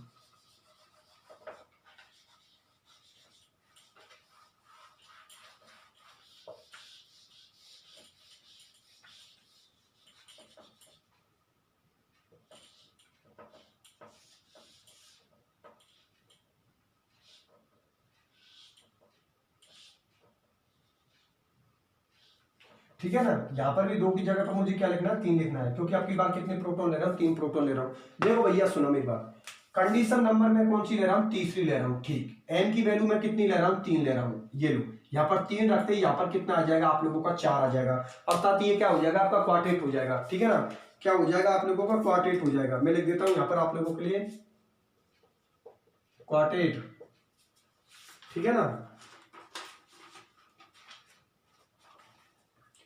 इंग्लिश में लिखना चाहोगे तो क्वार्टेट, ठीक है ना। यहां पर इसके लिए जो अनुपात होगा, रेशो होगा, वो होगा 1:3:3:1, ठीक है ना। जब आपका सिग्नल का विपाटन का आंसर 4 आएगा तो उसको बोलेंगे क्वार्टेट बोलेंगे, ठीक है ना। और इस यहां पर भी मुझे क्या लिखना है, क्वार्टेट ही लिख देता हूं, ठीक है ना, 4 के लिए रेस्पेक्ट में आ रहे हैं, क्वार्टेट के लिए अनुपात 1:3:3:1, ठीक है ना। अब देखते चलो आप लोग, यहां पर मैं इसको भी लिख देता हूं आप लोगों के लिए, यहां पर लिख देता हूं मैं कितने प्रोटॉन के रेस्पेक्ट में, देख रहे हैं 3 प्रोटॉन के रेस्पेक्ट में, 3 प्रोटोनों के लिए सिग्नल, यहां पर भी क्या लिख देता हूं, 3 लिख देता हूं, 3 प्रोटोनों के लिए चक्रण चक्रण विपाटन, ठीक है ना। उनकी डायरेक्शन को भी मैं आप लोगों के सामने शो कर देता हूं। इनकी स्प्लाइटिंग कितने प्रकार से हो सकती है, 4 प्रकार से हो सकती है, मतलब या तो इनको इस तरीका से लिख सकते हो, या 2 नीचे, 1 ऊपर नीचे, ऊपर नीचे, ऊपर 2 नीचे, ठीक है ना, या उनका उल्टा कर दो, दोनों ऊपर कर दिए, 1 नीचे कर दिया, ठीक है ना, ऊपर नीचे ऊपर, या नीचे, दोनों मैंने क्या कर दिए, ऊपर कर दिए, ठीक है ना, इन दोनों को मैंने कहां पर कर दिया, ऊपर कर दिया। अब देखो सुनो मेरी बात ध्यान से, पूरा फोकस आप लोग बोर्ड पर कर देना, अभी इस पूरे को मैं आप लोगों के लिए समझा देता हूं, सुनो मेरी बात ध्यान से, देखो सुनो, कंडीशन नंबर मैंने तीसरी ली है और यहां पर मैंने एन की वैल्यू कितनी ली है, 3, अर्थात मैंने यहां पर कितने प्रोटॉन लिए, 3 प्रोटॉन लिए, कितने प्रोटॉन लिए, 3 प्रोटॉन लिए। 3 प्रोटॉनों को सिग्नल के विपाटन के फॉर्मूले के अंदर रख देता हूं, तो देखो यहां पर एन की वैल्यू को मैंने कितना लिख दिया, 3 लिख दिया, 3 और कितने होते हैं 4, अर्थात 3 प्रोटॉनों का जो स्प्लाइटिंग होती है वो कितने प्रकार से होती है, 4 प्रकार से। भाई प्रोटॉन हमारे कितने हैं, 3 जो हमारे 3 प्रोटॉन है ना, 3 प्रोटॉनों की जो स्प्लाइटिंग होती है वो कितने प्रकार से होती है, 4 प्रकार से होती है। देखो सिग्नल का विपाटन आप लोगों को कितना आया, 4, अर्थात 3 प्रोटॉनों का जो स्प्लाइटिंग होती है वो कितने प्रकार से होती है, 4 प्रकार से। 4 को हम क्या बोलते हैं, क्वार्टेट बोलते हैं, ठीक है ना। अब ये क्वार्टेट के लिए जो अनुपात होता है, रेशो होता है, वो होता है 1:3:3:1। अब देखो इधर देखिए आप लोग, प्रोटॉन हमारे पास कितने हैं, 3 प्रोटॉन है और इनकी स्प्लाइटिंग कितने प्रकार से होती है, 4 प्रकार से। इधर देख लो, यहां पर लिख दिए 3 प्रोटॉनों के लिए सिग्नल मतलब संकेत, और यहां पर भी 3 प्रोटॉनों के लिए स्पिन स्पिन स्प्लाइटिंग। अब देखो सुनो मेरी बात ध्यान से, प्रोटॉन आपके पास कितने हैं, 3 प्रोटॉन है और इनका विपाटन जो स्प्लाइटिंग हो रही है वो कितने प्रकार से होती है, 4 प्रकार से। इसका मतलब ये हुआ, नीचे से ही ले लेते हैं, एक बार ऊपर को ले लेते हैं, नीचे को ले लेते हैं, फिर बीच वाले को ले लेते हैं, ठीक है ना। विभाजन स्प्लाइटिंग कितनी हो रही है, 1 स्प्लाइटिंग, 2 स्प्लाइटिंग, 3 स्प्लाइटिंग, 4 स्प्लाइटिंग, और आपका जो रेशो हो रहा है वो हो रहा है 1:3:3:1। अब देखते चलो आप लोग, ठीक है ना। तीनों प्रोटॉनों की कंडीशन ये हो सकती है कि तीनों प्रोटॉनों की डायरेक्शन ऊपर हो सकती है, बिल्कुल सही बात है, पॉसिबिलिटी बन सकती है। तीनों प्रोटॉनों की डायरेक्शन नीचे हो सकती है, उल्टा कर दो भाई, अगर प्रोटॉनों की डायरेक्शन ऊपर हो सकती है, वो क्लॉकवाइज हो सकते हैं, तो वो एंटी क्लॉकवाइज भी तो हो सकते हैं। तो देखो तीनों प्रोटॉनों की डायरेक्शन ऊपर हो सकती है, तो तीनों प्रोटॉनों की डायरेक्शन नीचे भी तो हो सकती है। इसका काम खत्म, इसका काम खत्म। अब नंबर आते हैं इस पर और इस पर। तो देखो हम अब इसका डिस्कशन कर लेते हैं, ठीक है ना, या नीचे से ले लो, इसका डिस्कशन कर लेते हैं। देखो सुनो मेरी बात ध्यान से, इसका डिस्कशन कर लिया, इसका कर लिया, मतलब 3 प्रोटॉन है आप लोगों के, 3 प्रोटॉन है, उनकी स्प्लाइटिंग कितने प्रकार से होती है, 4 प्रकार से, 1 2 3 4 प्रकार से स्प्लाइटिंग हो रही है, ठीक है ना। तीनों प्रोटॉनों को आप इस तरीका से भी लिख सकते हो और तीनों प्रोटॉनों को आप इस तरीका से भी लिख सकते हो, ये भी सही है और ये भी सही है। और कितनी पॉसिबिलिटी बनी है देख लो आप लोग, देखो 2 को ऊपर कर दिया, 1 को नीचे कर दिया, या फिर ऊपर नीचे ऊपर, ठीक है ना। एक तो आपका ये हो गया, एक ये हो गया, एक ये हो गया, यहां पर भी एक ये हो गया, एक ये हो गया, एक ये हो गया। देखो दोनों प्रोटॉनों को ऊपर लिख सकते हो, एक को आप लोगों ने नीचे लिख दिया, एक को ऊपर लिख दिया, एक को नीचे लिख दिया, एक को ऊपर लिख दिया, यहां पर एक को नीचे लिख दिया तो 2 को काउंट कर दिया ऊपर। अब इस वाले केस में इनका जस्ट क्या कर दो, उल्टा कर दो। उल्टा कैसे कर दो कि भाई अगर आप इन दोनों प्रोटॉनों को ऊपर लिख सकते हो तो नीचे भी तो लिख सकते हो, देखो, और अगर इसको नीचे लिख सकते हो तो इसको ऊपर भी तो लिख सकते हैं, ये भी तो पॉसिबिलिटी होती है, ऊपर लिख दिया। अच्छा इसको मैंने कहां पर रखा है, ऊपर, यहां पर क्या कर दिया, जब ये ऊपर लिख सकते हो तो उसको नीचे भी तो लिख सकते हो। अगर किसी चीज को आप क्लॉकवाइज लिख सकते हो तो एंटी क्लॉकवाइज भी तो पॉसिबिलिटी होती है। तो देखो इसको मैंने ऊपर लिखा है तो इसको यहां पर नीचे लिख दिया, इसको मैंने नीचे लिखा है इसको यहां पर ऊपर लिख दिया, इसको ऊपर लिखा है यहां पर इसको नीचे लिख दिया, ठीक है ना। अब देखो इसको यहां पर नीचे लिखा है, इसको ऊपर कर दिया, ये दोनों प्रोटॉन ऊपर किए, ये आप लोगों के प्रोटॉन नीचे कर दिए। मेरी बात आप लोग समझ में आ गई। तो तीन पॉसिबिलिटी तो आप लोगों की यहाँ, एक पॉसिबिलिटी तो यहाँ पर बनी है, तीन पॉसिबिलिटी यहाँ पर बनी है, और तीन ही पॉसिबिलिटी आप लोगों की यहाँ पर बनी है, और एक पॉसिबिलिटी आप लोगों की यहाँ पर बनी है। तो रेशो होगा 1:3:3:1, ठीक है ना, 1:3:3:1। मेरी बात आप लोग समझ में आ गई। तो मुझे एक बात बताओ यार, आपके प्रोटॉन कितने हैं? 3, जिनकी स्प्लैटिंग कितने प्रकार से हो रहा है कि 4 प्रकार से। प्रोटॉन हमारे कितने हैं? प्रोटॉन हम लोगों के कितने हैं? 3। स्प्लैटिंग कितने प्रकार से हो रही है? 4 प्रकार से। और उनका स्पिन कितने टाइप से हो रहा है? गिन लो आप लोग, 1 2 3 4 5 6 7 8।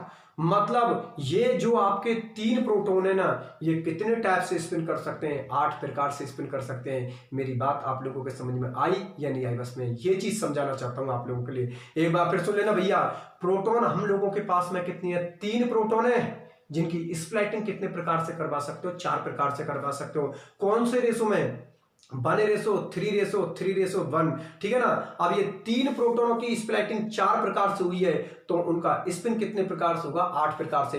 अर्थात ये प्रोटॉन इस कंडीशन में भी स्पिन कर सकते हैं, इसके अंदर ये भी पॉसिबिलिटी है, ये भी इस टाइप में भी स्पिन कर सकते हैं, इसमें भी स्पिन कर सकते हैं, इसमें भी स्पिन कर सकते हैं, इसमें भी स्पिन कर सकते हैं, इसमें भी स्पिन कर सकते हैं, इसमें भी स्पिन कर सकते हैं, और इसके अंदर भी स्पिन कर सकते हैं। अर्थात ये 3 प्रोटॉन आप लोगों के 8 प्रकार से स्पिन कर सकते हैं। कितनी स्प्लाइटिंग के अंदर? 4 प्रकार की स्प्लाइटिंग के अंदर, 1 2 3 और 4। मेरी बात आप लोगों को समझ में आई या नहीं आई? बस ये टॉपिक था ये आप लोगों का पूरा, ठीक है ना।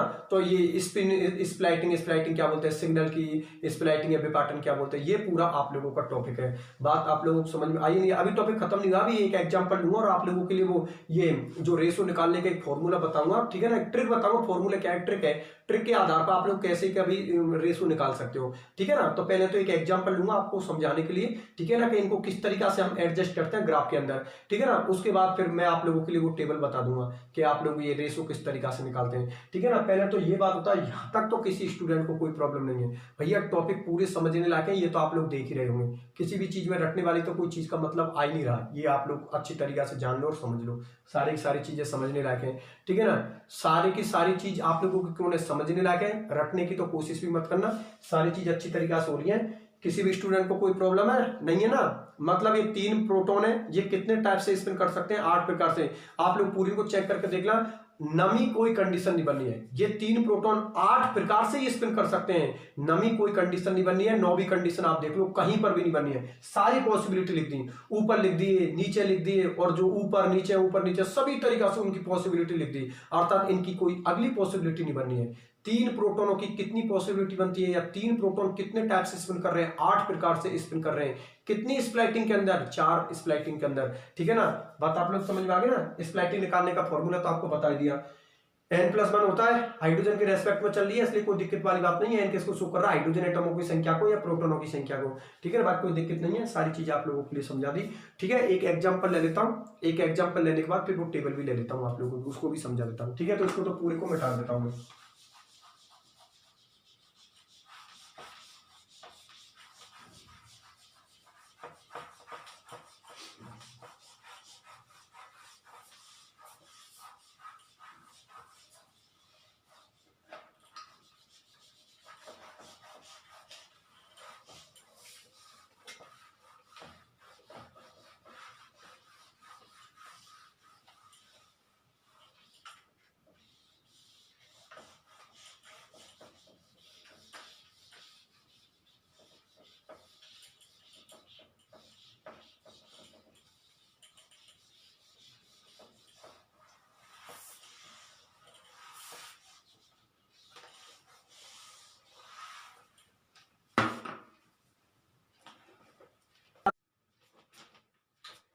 यहां पर जो मैं एग्जांपल ले रहा हूं वो किसका ले रहा हूं? एथेनॉल का।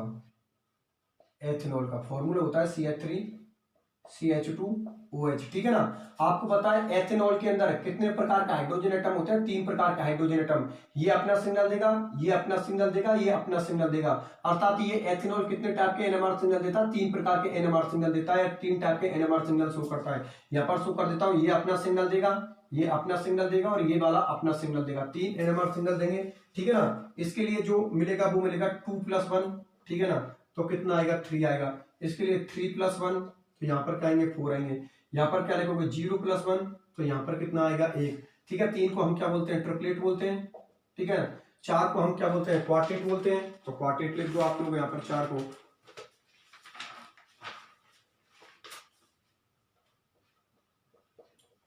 ठीक है ना, एक को हम क्या बोलते हैं सिंगलेट बोलते हैं। एक को हम क्या बोलते हैं सिंगलेट बोलते हैं। देख लो इसको, ये किस में जाएगा आप लोगों का अप फील्ड में जाएगा। ये किस में जाएगा आपका अप फील्ड में जाएगा। ये किस में जाएगा अप और डाउन दोनों में, अप और डाउन, अप और डाउन दोनों फील्ड में, दोनों फील्ड में। ये आपका किस में जाएगा डाउन फील्ड में, डाउन फील्ड। ठीक है, ये अप फील्ड में क्यों जाता है, क्योंकि इसका प्लस आई इफेक्ट होता है। ये अप और डाउन क्यों जाता है, प्लस आई माइनस आई, दोनों इफेक्ट, दोनों इफेक्ट। और यहाँ पर कौन सा इफेक्ट लगता है डाउन फील्ड में इसलिए जाता है क्योंकि आपको पता है यहाँ पर कौन सा इफेक्ट लगेगा minus I effect.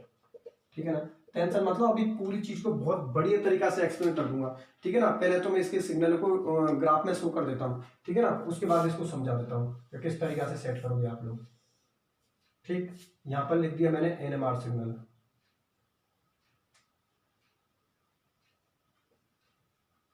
NMR signal. ठीक है, यहाँ पर ये सिग्नल इसने शो कर दिया।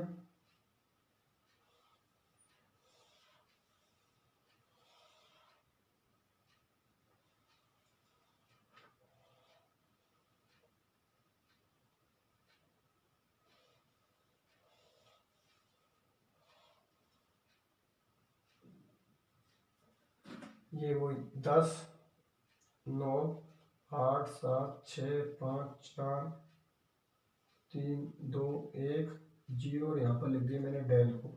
ठीक है ना, चित्र एथेनॉल का एनएमआर स्पेक्ट्रम जलीय बिलियन में। ठीक है ना, ये यहाँ पर किसका शो है OH का, C माना है। ये किसका है CH3 का, इसको B लिया है। और ये किसका है CH3 का मतलब A वाले, ये किसका CH2 वाले का। अब देखिए इसको पूरी को समझा देता हूं अब आप लोगों के लिए क्या है इस पूरी की केमिस्ट्री। देखिए भैया आप लोग इधर पूरा फोकस यहां पर कर देना बोर्ड पर। अभी ये पूरा आप लोगों के लिए मुझे समझाना है। ठीक है ना, जितना भी आप लोगों का फोकस है ना वो पूरा बोर्ड की तरफ और मेरी तरफ कर देना। अभी आप लोगों की पूरी स्टोरी समझ में आ जाएगी और वो भी बहुत बढ़िया तरीका से। ठीक है ना, अब मैं मेरे टॉपिक को स्टार्ट करता हूं। देखो सुनो मेरी बात ध्यान से। यहां पर जो मैंने एग्जाम्पल लिया है वो मैंने किसका लिया है एथेनॉल का। ठीक है, ये एथेनॉल का फॉर्मूला होता है CH3CH2OH। ठीक है ना, एथेनॉल के अंदर कितने प्रकार के हाइड्रोजन एटम होते हैं, 3 प्रकार के हाइड्रोजन एटम होते हैं। ये बिल्कुल अलग प्रकार के हाइड्रोजन एटम होते हैं, ये अलग प्रकार के हाइड्रोजन एटम होते हैं और ये अलग प्रकार के हाइड्रोजन एटम होते हैं। इसका मतलब ये अपना सिग्नल देगा, ये अपना सिग्नल देगा और ये अपना सिग्नल देगा। तो कुल मिलाकर जो आपका एथेनॉल है कितने एनएमआर सिग्नल देगा, 3 एनएमआर सिग्नल देगा। 1 2 3 एनएमआर सिग्नल कर दिए। अब सुनो मेरी बात ध्यान से। काफी स्टूडेंट बैठे बैठे दिमाग लगा रहे होंगे कि सर एक बात समझ में नहीं आ रही है हम लोगों के कि यहाँ पर तो 3 थे आप लोगों ने 2 क्यों लिख दिए यहाँ पर, और यहाँ पर 2 थे आपने 3 क्यों लिख दिए यहाँ पर, और यहाँ पर आप लोगों ने आपने एक ही लिखा है। अरे भाई अभी यही चीज तो समझा रहा हूँ। स्पिन कपलिंग का मतलब अभी तो थोड़ी देर पहले मैंने आप लोगों के लिए समझाया था। मैंने क्या बात बताई थी आप लोगों के लिए कि मैंने एक एग्जांपल, जैसे वहां पर तो हमने एथिल ब्रोमाइड का लिया था लेकिन अब एग्जांपल हमने किसका लिया है एथेनॉल का लिया है। तो एक बात बताओ यार, इसका इस CH3 का जो फ्रेंड है या जो पड़ोसी है वो कौन है CH2 है, और CH2 का पड़ोसी कौन है CH3 है। लेकिन इस हाइड्रोजन का पड़ोसी कौन है ऑक्सीजन, और ऑक्सीजन के पास तो प्रोटॉन ही कहाँ है यार। मुझे एक बात बताओ, इस CH2 का पड़ोसी कौन है CH3 है। इस CH2 का पड़ोसी कौन है, CH3, और CH3 के पास प्रोटॉन है, बहुत अच्छी बात है। इसका मतलब ये इसके NMR सिग्नल को प्रभावित करेगा, बिल्कुल करेगा, क्योंकि इसके पास प्रोटॉन है। इस CH3 का पड़ोसी कौन है, CH2, तो बिल्कुल ये CH3 CH2 के NMR सिग्नल को प्रभावित करेगा, बिल्कुल करेगा, क्योंकि दोनों के पास प्रोटॉन है। लेकिन एक बात बताओ इधर, अब आप बोलोगे सर इस CH2 का पड़ोसी अगर CH3 है तो ऑक्सीजन भी तो है, बिल्कुल है, लेकिन ऑक्सीजन के पास प्रोटॉन कहां है, हाइड्रोजन को तो अपने आप का प्रोटॉन है, ठीक है ना, ऑक्सीजन के पास प्रोटॉन कहां है, इसके पास तो प्रोटॉन है भाई, इसके पास तो प्रोटॉन, ये प्रोटॉन इसके पास में, तो इसके पास ये रहे प्रोटॉन, इसके पास प्रोटॉन है तो इसके पास भी प्रोटॉन है, लेकिन ऑक्सीजन के पास प्रोटॉन कहां है, ये तो हाइड्रोजन का अपने आप का सिग्नल है, केमिस्ट्री तो हाइड्रोजन की चल रही है। इसका मतलब इस CH2 का पड़ोसी ऑक्सीजन है और इस हाइड्रोजन का पड़ोसी भी ऑक्सीजन है, लेकिन ऑक्सीजन के पास तो प्रोटॉन है ही कहां है, इसका मतलब ऑक्सीजन तो इनके NMR सिग्नल को प्रभावित नहीं करेगा। तो एक बात बताओ यार, अभी स्पिन कपलिंग का मतलब मैंने क्या बात बताई थी, मैंने यही तो बताई थी कि CH3 जो मैग्नेटिक फील्ड जनरेट कर रहा है और जो CH2 मैग्नेटिक फील्ड जनरेट कर रहा है, इन दोनों में क्या हो रही है, इंटरेक्शन हो रहा है, इंटरेक्शन हो रहा है। इसका मतलब ये निकला कि CH3 जो अपना NMR सिग्नल शो कर रही है वो किसकी जगह पर शो कर रही है, CH2 की जगह पर। क्यों, क्योंकि अपना भाई इंटरेक्शन हो रही है तो आपस में इंटरेक्शन हो गए, इंटरेक्शन हो गया तो वो अपने आप के पड़ोसी को प्रभावित कर रहे हैं। कैसे कि CH3 जो अपना NMR सिग्नल शो कर रहा है ना, वो किसकी जगह पर शो कर रहा है, CH2 की जगह पर, और CH2 जो अपना NMR सिग्नल शो कर रहा है वो किसकी जगह पर कर रहा है, CH3 की जगह पर। अरे भैया इसी को तो स्पिन कपलिंग बोलते हैं। मेरी बात आप लोग समझ में आ गई, इंटरेक्शन का मतलब ऐसे ही तो हो रहा था, ये मैग्नेटिक फील्ड जनरेट कर रहा था, ये मैग्नेटिक फील्ड जनरेट कर रहा था, दोनों पड़ोसी हैं, मैग्नेटिक फील्डों में क्या हो गया, इंटरेक्शन हो गया, इंटरेक्शन इस तरीका से हो गया, तो देखो इंटरेक्शन हो रहा है, इंटरेक्शन होते इस तरीका से, तो देखो CH2 CH3 अपोजिट हो गए। यहां पर जैसे सपोज करो ये आपका कौन है, CH2 है और ये CH3 है, तो देखो इंटरेक्शन ऐसा हो रहा है, CH3 तो किधर जा रहा है, CH2 की जगह पर, CH2 किसकी जगह पर जा रहा है, CH3 की जगह पर। तो बात आप लोग समझ आ गई, मतलब ये जो CH3 है ये अपना NMR सिग्नल कहां पर शो कर रहा है, CH2 की जगह पर, और ये CH2 अपना NMR सिग्नल कहां पर कर रहा है, CH3 की जगह पर। ये ऑक्सीजन की तरफ नहीं जाएंगे क्योंकि ऑक्सीजन के पास तो हाइड्रोजन है ही कहां है यार, ठीक है ना। अब ये हाइड्रोजन की बात करते हैं, इसकी बात तो समझ में आ गई। देखो ये CH3 अपना NMR सिग्नल कहां पर कर रहा है, CH2 की जगह पर है, तो देखो 3 और 1 कितने होते हैं, 4, ठीक है ना। ये CH2 अपना NMR सिग्नल किसकी जगह पे शो कर रहा है, CH3 की जगह पर, तो इसके पास कितने हैं, 2 और 1 कितने हो गए, 3 हो गए। भाई इंटरेक्शन हो रहा है तो एक दूसरे की जगह पर चले गए। ये CH2 किसकी जगह पर जा रहा है, CH3 की जगह पर अपने NMR सिग्नल को शो करने के लिए, और ये CH3 अपना NMR सिग्नल शो करने के लिए कहां पर जा रहा है, CH2 की जगह पर। तो देखो इसको इस तरीका से कर सकते हो, 2 और 1 कितने होते हैं, 3, और ये अपना NMR सिग्नल कहां पर शो कर रहा है, CH2 की जगह पर, इंटरेक्शन होने की वजह से, तो 3 और 1 कितने होते हैं, 4, ठीक है ना। 3 को हम क्या बोलते हैं, ट्रिपलेट, और 4 को हम क्या बोलते हैं, क्वार्टेट बोलते हैं। अब सुनो हाइड्रोजन की बात तो कर लेते हैं, ये आप लोगों को समझ में आ गया ना, ये भी समझ में आ गया कि ये तो इसकी जगह पर शो कर रहा है और ये इसकी जगह पर NMR सिग्नल को शो कर रहे हैं, और वो इसलिए कर रहे हैं क्योंकि इनमें क्या हो रहा है, इंटरेक्शन हो रहा है, ठीक है। ये चीज मैंने आपको पहले से ही बता दी, क्योंकि टॉपिक हमारा कौन सा चल रहा है, स्पिन कपलिंग। बात समझ में आ गई, तो इंटरेक्शन हो रही है, ठीक है। अब बात आती है इस हाइड्रोजन की, कि हाइड्रोजन किसी के साथ नहीं कर रहा, हाइड्रोजन अपनी जगह पे ही अपने NMR सिग्नल को शो कर रहा है। क्यों, क्योंकि इस हाइड्रोजन का पड़ोसी कौन है, ऑक्सीजन, और ऑक्सीजन के पास तो कोई प्रोटॉन है ही कहां है।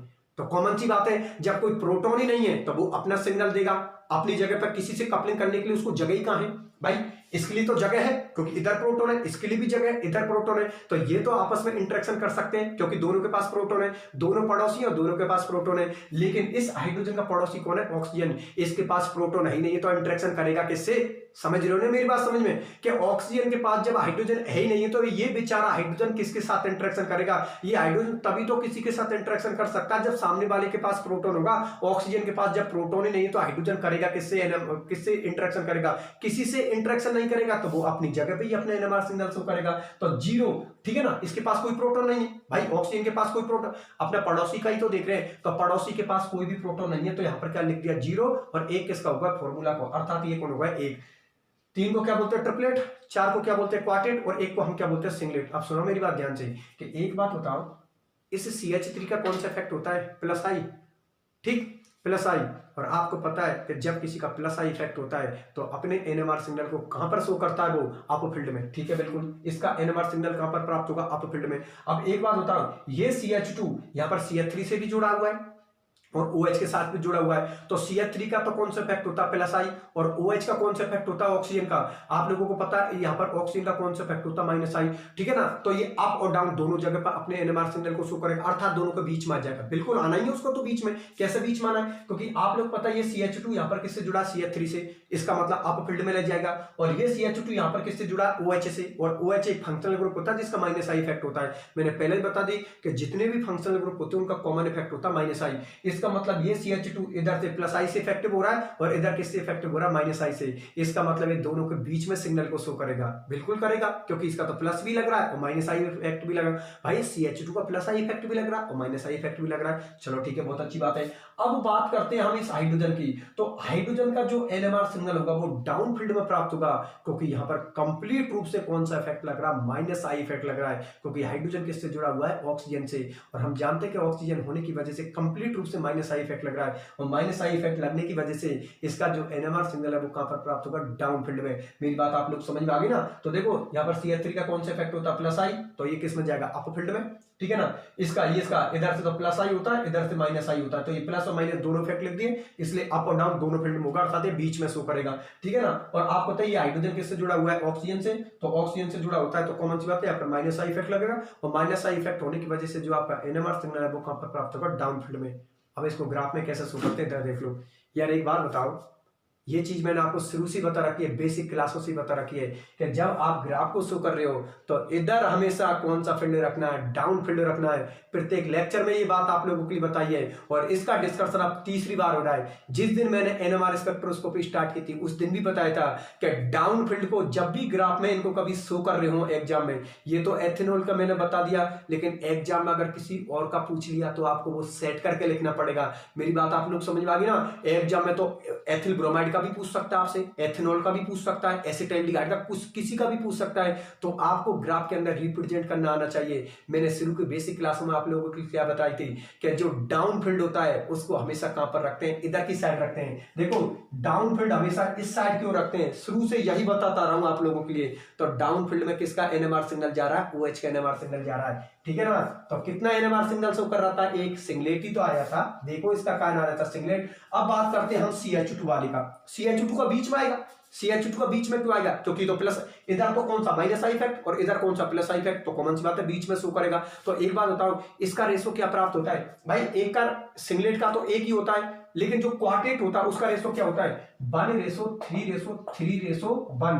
तो ऐसा नहीं कि मेरे मन में आई और इनको लाइनों को मैंने मेरे मन की तरफ से इन दो लाइनों को तो मैंने बड़ा कर दिया और इन दो लाइनों को छोटा कर दिया, मेरे मन में नहीं आ रही थी भैया, इनका भी कॉन्सेप्ट लगता है। देखो एक और एक की लाइन को, एक और एक के सिग्नल को बिल्कुल बराबर में रखा है मैंने, और ये 3 और 3 के सिग्नल को बिल्कुल बराबर में रखा है। और इनको बड़ा क्यों रखा है, क्योंकि कॉमन सी बात है, एक संख्या से ज्यादा संख्या कौन सी होती है, 3, तो 3 बड़ी संख्या होती है, एक छोटी संख्या होती है, तो बड़ी संख्या के लिए कॉमन सी बात है उसका बड़ा सिग्नल प्राप्त होगा। मेरी बात आप लोग समझ में आ गई ना। तो ऐसे मत सोचना कि मेरे मन में आ रही है और ऊपर नीचे कर दिए, नहीं, यहां पर पूरा कॉन्सेप्ट लग रहा है। देखो एक और एक के जो सिग्नल है उसको बिल्कुल बराबर पर रखा है मैंने, ठीक है ना, और ये 3 और 3 के सिग्नल को इनको बिल्कुल बराबर में रखा है, तो 1:3:3:1। बात आप लोग समझ में आए। इन दोनों का बराबर सिग्नल रखना, मतलब हाइट बिल्कुल बराबर रखना, इन दोनों की हाइट बिल्कुल बराबर रखना, ठीक है ना, क्योंकि ये 3-3 को शो कर रहे हैं, ये और ये 1-1 को शो कर रहे हैं। बात आप लोग समझ में आ गई।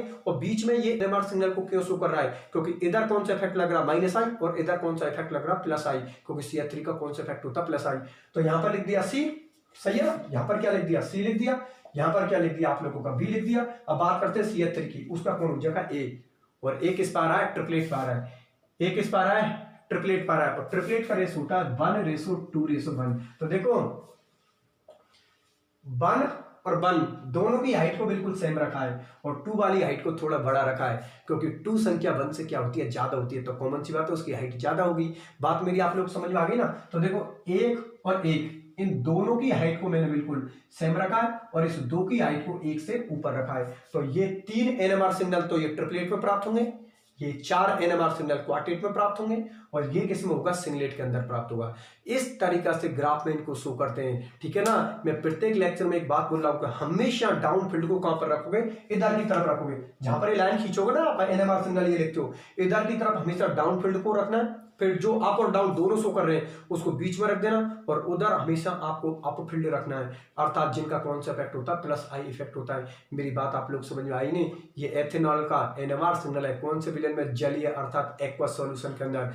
ये इसकी पूरी की केमिस्ट्री होती है। आ गई। अब एक बात बताओ मुझे, टॉपिक कहीं पर रट्टा मारने वाला है? कहीं पर भी रट्टा मारने वाला नहीं है, पूरे का पूरा समझने लायक टॉपिक है। ये आप लोगों ने देख लिया, इसको बोलते हैं NMR स्पेक्ट्रोस्कोपी। ठीक है ना? बात आप लोग समझ में आ गई ना? जब चीजों को समझोगे ना तो सारी चीजें बहुत सिंपल हो जाएंगी, कहीं पर भी किसी को कोई प्रॉब्लम नहीं आ रही। एक बार और समझा देता हूँ इसको आप लोगों के लिए, ठीक है ना? वैसे समझ में आ गई होगी, लेकिन एक बार और बता देता हूँ जिससे कि और अच्छे से क्लियर हो जाएगा। देखो सुनो भाई, मैं ऐसे बोल रहा हूँ, देखो एक बार पूरे स्टूडेंट एक बार दोबारा देख लेना। मैं ये बोल रहा हूँ कि ये मैंने एथेनॉल का एग्जांपल लिया, ये अपने NMR सिग्नल शो कर रहा है, ये अपने NMR सिग्नल शो कर रहा है, ये अपने NMR सिग्नल शो कर रहा है, लेकिन आपको पता है यहाँ पर स्पिन स्पिन कपलिंग हो रही है, अर्थात ये CH2 अपने NMR सिग्नल कहां पर शो कर रहा है? CH3 की जगह पर, और CH3 अपने NMR सिग्नल कहां पर कर रहा है? CH2 की जगह पर। ठीक है ना? तो देखो वैसे तो अपनी जगह पे ही है, सुनो मेरी बात ध्यान से, ये CH3 अपनी जगह पे, CH2 अपनी जगह पर, ये तो वैसे अपनी जगह पे ही है, लेकिन ये अपनी NMR सिग्नल को शो कर रहे हैं वहां पर। सुन लो मेरी बात ध्यान से, CH3 अपनी जगह पर है तभी तो इसका कौन सा इफेक्ट लिखा मैंने? प्लस आई। CH2 अपनी जगह पर तभी तो प्लस और माइनस दोनों लिखा है, और ये OH अपनी जगह पर तभी तो उसका मैंने कौन लिखा है? माइनस आई इफेक्ट लिखा। जगह अपनी पर है, लेकिन अपने सिग्नल को वहां पर शो कर रहे हैं। सुन लो मेरी बात ध्यान से। बहुत से बैठे बैठे सोच रहे होंगे कि सर अभी तो सिग्नल को उल्टा सीधे कर रहे हैं, तो फिर ये CH2 अगर इधर आ गया तो फिर ये कैसे लिख दिया? यहाँ पर प्लस माइनस दो लिखने चाहिए। नहीं, ये CH3 अपनी ही जगह पर है, CH2 भी अपनी जगह पर है, और OH भी अपनी जगह पर है, बस अपनी डायरेक्शन को पहुंचा रहे हैं। जो इंटरेक्शन हो रहा है ना, उस इंटरेक्शन के मैग्नेटिक फील्ड को पहुंचा रहे हैं, अर्थात अपने जो सिग्नल है ना, सिग्नल को अपोजिट शो कर रहे हैं। बाकी का तो वो अपनी जगह पर ही है, वो तो मैग्नेटिक फील्डों में इंटरेक्शन हो रहा है, इसलिए अपने सिग्नल को CH3 अपने सिग्नल को CH2 की जगह शो कर रहा है, और CH2 अपने सिग्नल को CH3 की जगह पे शो कर रहा है। बाकी का ये अपनी जगह पर ही है, CH3 अपनी जगह पर, CH2 अपनी जगह पर, OH अपनी जगह पर है। ठीक है ना? तो देखो ये अपना सिग्नल यहाँ पर शो कर रहा है 2 और 1 कितने होते हैं? 3। ये सिग्नल यहाँ पर शो कर रहा है 3 और 1 कितने होते हैं? 4। और O का दोस्त कौन है?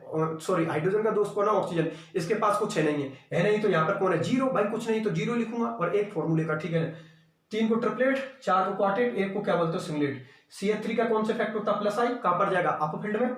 इधर CH2 से CH3 भी जुड़ा, OH भी जुड़ा है, इसका प्लस आई होता है, इसका माइनस आई होता है, इसलिए अप और डाउन दोनों जगह पे शो करेगा, अर्थात बीच में शो करेगा। ठीक है ना? उसके बाद ये आपका OH है, OH का कौन सा इफेक्ट होता है? माइनस आई। ये कहां पर जाएगा? डाउन फील्ड में। फिर मैंने आप लोगों के लिए वो ग्राफ बनाया, ग्राफ के अंदर मैंने क्या बोली है कि डाउन फील्ड हमेशा कहां पर रखना है? इस साइड रखना है। ये डाउन फील्ड लिख दिया, ये अप और डाउन दोनों लिख दिए, और यहां पर किसको लिख दिया? अप फील्ड को लिख दिया, क्योंकि इसका माइनस आई इफेक्ट, इसका प्लस और माइनस दोनों इफेक्ट है, और इसका ओनली सिर्फ प्लस इफेक्ट है। ठीक है ना? अब देखो यहां पर OH का सिंगलेट एक सिग्नल शो कर दिया, इसके कितने हो रहे थे? 4। इसके कितने हो रहे थे? 4 सो रहे थे। Ratio 1 ratio 3 ratio 3। ये 1 और 1 की हाइट मैंने सेम रखी है, और 3 और 3 की हाइट मैंने सेम रखी है। यहाँ पर इसका CH3 का कौन आ रहा है? 3 आ रहा है, ट्रिपलेट आ रहा है। CH3 का क्या आ रहा है? यहाँ पर ट्रिपलेट आ रहा है ना, ट्रिपलेट। तो देखो ट्रिपलेट आ रहा है, इसका ट्रिपलेट आ रहा है, जिसका होगा 1 रेशो 2 रेशो 1। तो 1 और 1 की हाइट को मैंने सेम रखा है, और 1 से ज्यादा संख्या 2 होती है तो उसके सिग्नल को थोड़ा बड़ा कर दिया, क्योंकि 1 के कंपेयर में जो 2 संख्या होती है वो ज्यादा होती है, तो उसके सिग्नल को थोड़ा बड़ा कर दिया। तो 1 और 1 की हाइट को सेम रखा, 2 की हाइट को 1 के कंपेयर में थोड़ा बड़ा कर दिया। ठीक है ना? ये एथेनॉल का NMR स्पेक्ट्रम है, जो कि किसमें दिखाई देता है? जलीय विलेन के अंदर, अर्थात एक्वस सॉल्यूशन के अंदर। ठीक है ना? ये आप लोगों का एथेनॉल का ये खत्म होता है। ठीक है ना? एथेनॉल का ग्राफ है, बना देना। ठीक है ना? ये मैंने एथेनॉल का बना दिया। अब एग्जाम में वो आपसे किसी का भी पूछ सकता है, वो एथिल ब्रोमाइड का भी पूछ सकता है, एसिटाल्डिहाइड का भी पूछ सकता है, एसीटोन का भी आप लोगों से पूछ सकता है। अब आप लोगों को रिप्रेजेंट कैसे करना है, बस वही चीज तो समझने वाली है। तो रफ कॉपी में बना के देख लेना 1-2 के। ठीक है ना? बाकी कोई दिक्कत वाली बात नहीं है। वैसे ज्यादातर वो एथेनॉल को ही पूछता है, इसलिए मैंने एथेनॉल को लिखवा दिया। ठीक है ना? बाकी की तो लास्ट में जैसे यूनिट कंप्लीट होगी, जब उसके सब क्वेश्चनों को देख लेंगे, कौन सी एग्जाम में कैसे क्वेश्चन आए, फिर उन पर डिस्कशन कर लेंगे, वहां पर डिस्कशन कर लेंगे। ठीक है ना? किस किस को पूछ रखा है, किस किस को नहीं पूछ रखा है उसने।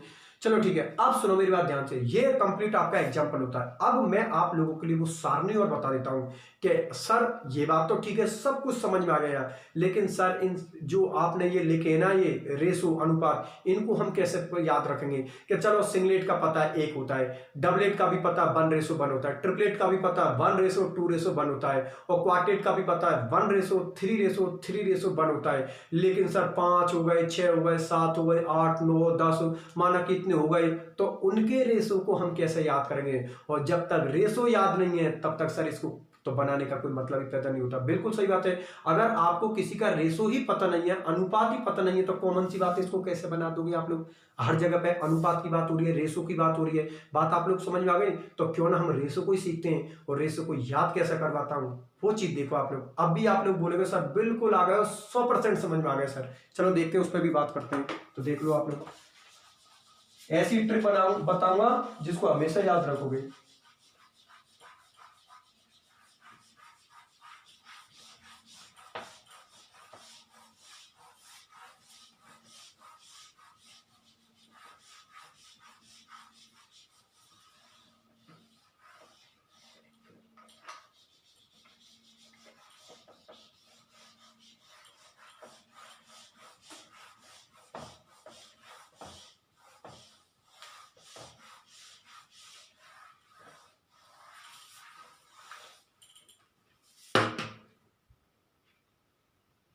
देखो यहां पर मैं टेबल लिख देता हूं आप लोगों के लिए।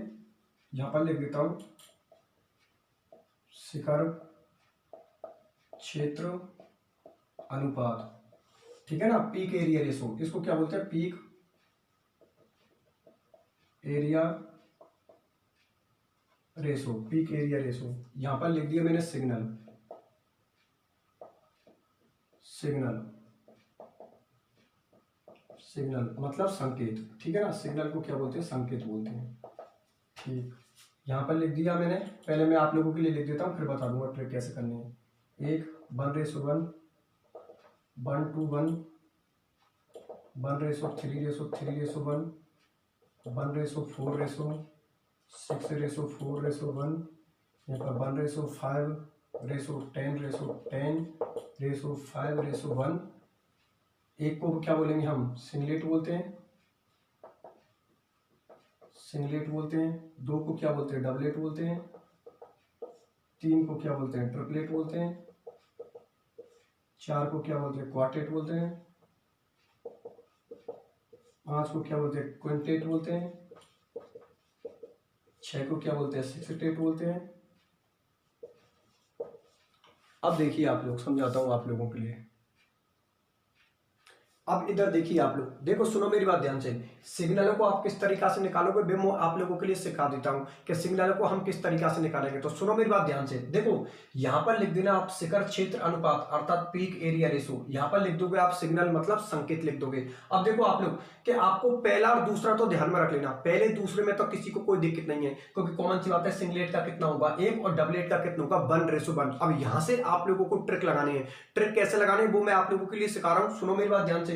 पहला ध्यान में रख लेना, सिंगलेट की क्या लिखोगे 1 लिखोगे, डबलेट के लिए 1:1, डबलेट के लिए 1:1 लिखोगे। अब यहां से आपकी ट्रिक लग जाएगी, ठीक है ना। कितने का भी रेशो निकाल सकते हो। रेशो कैसे निकालते हैं इधर देखिए आप लोग, देखो सुनो मेरी बात ध्यान से। आप लोगों के लिए ट्रिक क्या बता रहा हूं एक बार फिर देख लेना। सिंगलेट का क्या होता है 1, डबलेट का क्या होता है 1:1 और ट्रिपलेट का कैसे करना है। क्या आप लोग एक काम करना, पहले वाली संख्या और लास्ट वाली संख्या को लिख देना। सुनो मेरी बात ध्यान से, एक बार फिर बोल रहा हूं मैं आप लोगों के लिए कि आप एक काम करना, पहले वाली संख्या और लास्ट वाली संख्या को लिख देना, ठीक है ना। जैसे मुझे इस 2 से मुझे 3 वाले का निकालना है, तो मैंने यहां पर पहले वाली संख्या को लिख दिया और लास्ट वाली संख्या को लिख दो। बीच वाली संख्या को आप जोड़ दो। जोड़ोगे कैसे, इधर देखो एक बार फिर सुनना। यहां पर आप लोगों के 2 हो गए, ठीक है ना। 2 से मुझे 3 का निकालना है, तो 3 का कैसे निकालोगे, पहले वाली संख्या लिख दी, लास्ट वाली संख्या लिख दी और बीच वाली संख्या को जोड़ देना। कैसे जोड़ोगे, 1 और 2, 1 और 1 कितने होते हैं 2 होते हैं, ठीक है ना।